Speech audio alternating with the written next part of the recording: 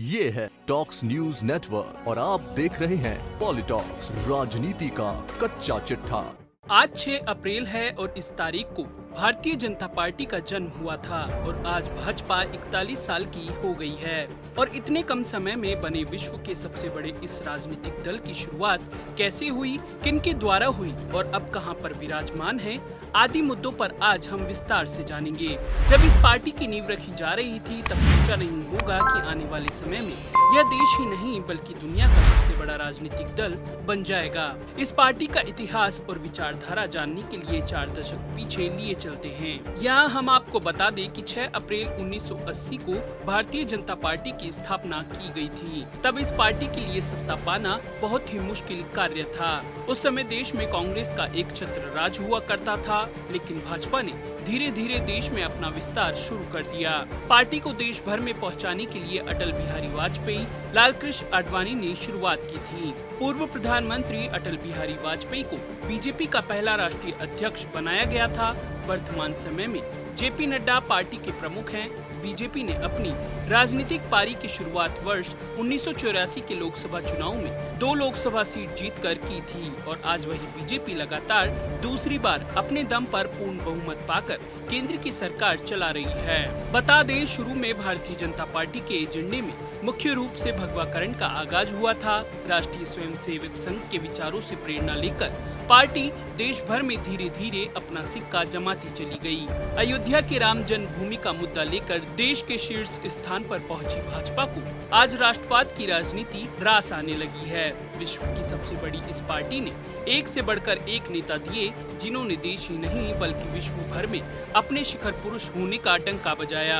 41 साल के इतिहास में भारतीय जनता पार्टी संघर्ष के दौर से निकलकर सत्ता के शिखर पर है। आपको बता दें कि भारतीय जनता पार्टी तो 1980 में बनी, लेकिन इससे पहले ही 1951 में श्यामा प्रसाद मुखर्जी ने कांग्रेस से अलग होकर भारतीय जनसंघ बनाया था।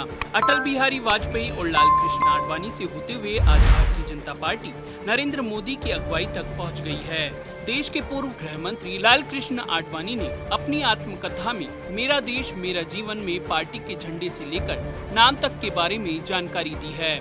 आडवाणी ने बताया कि शुरू से पार्टी का जोर जनसंघ पर वापस लौटने का नहीं बल्कि एक नई शुरुआत करने का था। पार्टी के वरिष्ठ सदस्यों ने नई पार्टी के नाम पर गहन विचार विमर्श किया। कुछ लोग इसे भारतीय जनसंघ का नाम देना चाहते थे, पर बाद में अटल बिहारी वाजपेयी के दिए नाम भारतीय जनता पार्टी को भारी समर्थन मिला। इसके साथ ही हम नई पहचान के साथ एक नई पार्टी के रूप में सामने आए। लाल कृष्ण आडवाणी ने अपनी आत्मकथा में लिखा कि पार्टी जब नई बनी तो एक नया चिन्ह और नए झंडे को भी अपनाया गया। जनसंघ के दिए का स्थान कमल ने लिया।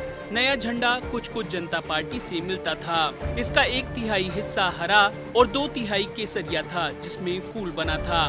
बाद में कमल बीजेपी का चुनाव चिन्ह भी बन गया। पूर्व गृह मंत्री आडवाणी ने अपनी पुस्तक में लिखा कि जनता पार्टी से अलग होने के बाद हमने अपनी पहचान बना ली थी।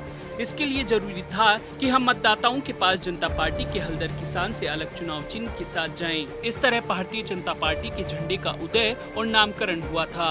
यह भी एक सियासी इत्तेफाक है कि आज भारतीय जनता पार्टी अपना स्थापना दिवस बना रही है। वहीं दूसरी ओर 5 राज्यों तमिलनाडु, असम, पश्चिम बंगाल, केरल और पुडुचेरी में विधानसभा चुनाव के लिए वोट डाली जा रही है। भाजपा के 41वें स्थापना दिवस पर प्रधानमंत्री नरेंद्र मोदी और पार्टी के राष्ट्रीय अध्यक्ष जेपी नड्डा ने डिजिटल माध्यम से कार्यकर्ताओं को संबोधित किया।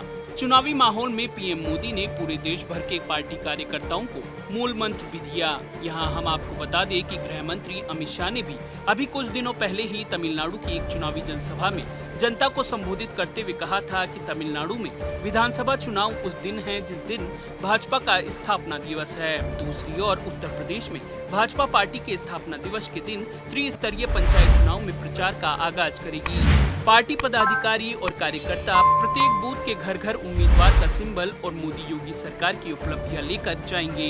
यही नहीं, भाजपा हाईकमान ने देश भर के सभी जिला और राज्य मुख्यालयों पर पार्टी का झंडा लगाने के आदेश दिए हैं।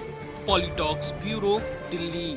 ये है टॉक्स न्यूज नेटवर्क और आप देख रहे हैं पॉलिटॉक्स, राजनीति का कच्चा चिट्ठा।